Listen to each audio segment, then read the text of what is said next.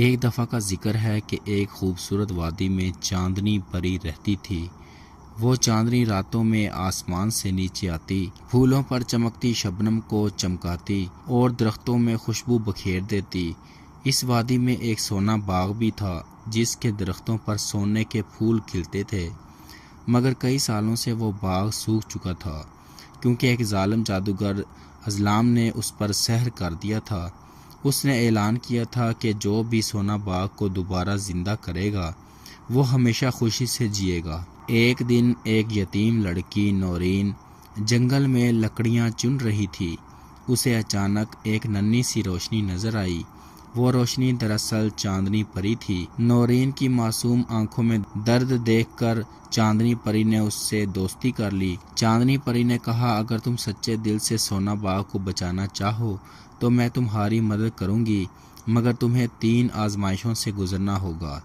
نورین نے حامی بھر لی۔ پہلی آزمائش، اسے زہریلے سانپوں کے جنگل سے بغیر ڈرے گزرنا تھا۔ نورین نے دل میں اللہ کا نام لیا اور اپنی نیکیوں پر یقین رکھ کر گزر گئی۔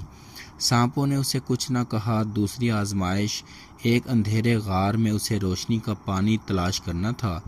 نورین نے دعا کی اور اچانک ایک جگنو اس کی رہنمائی کرنے لگا۔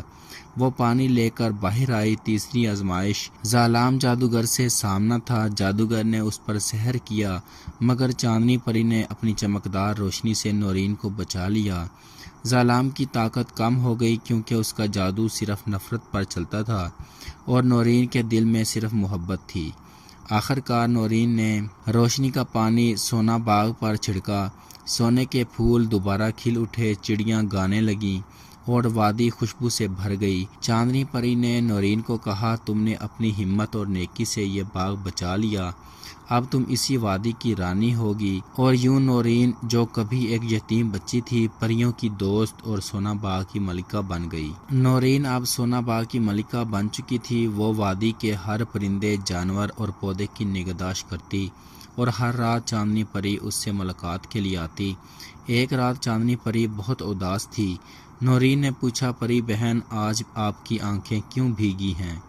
چاندنی پری نے آہستہ سے کہا، ایک بہت پرانا راز ہے جسے اب تمہیں جان لینا چاہیے۔ سونا باغ کے نیچے رازوں کی جھیل چھپی ہوئی ہے، اگر وہ جاگ گئی تو پوری وادی خطرے میں پڑ جائے گی۔ نورین حیران رہ گئی، کیا میں کچھ کر سکتی ہوں؟ پری نے جواب دیا، تم ہی وہ واحد ہو جو اس جھیل کو محفوظ رکھ سکتی ہو، مگر تمہیں پراسرار دروازہ ڈھونڈنا ہوگا جو صرف نیک نیت لوگوں پر ظاہر ہوتا ہے۔ پراسرار دروازہ اور نیلے جنورین نے کئی دنوں تک سونا باغ کا ہر گوشہ چھانا، مگر دروازہ نہ ملا۔ آخر ایک رات جب وہ دعا کر رہی تھی، ایک چمکتا ہوا دائرہ درختوں کے نیچے زمین پر نمودار ہوا۔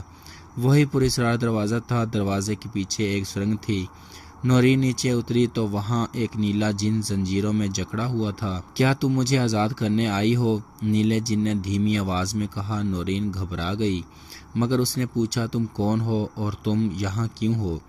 جن بولا، میں حسن نامی جن ہوں، میں نے کبھی سونا باغ کی حفاظت کی تھی، مگر ظالم نے مجھے دھوکہ دے کر قید کر دیا۔ اگر تم مجھے آزاد کرو گی تو میں جھیل کی حفاظت میں تمہاری مدد کروں گا۔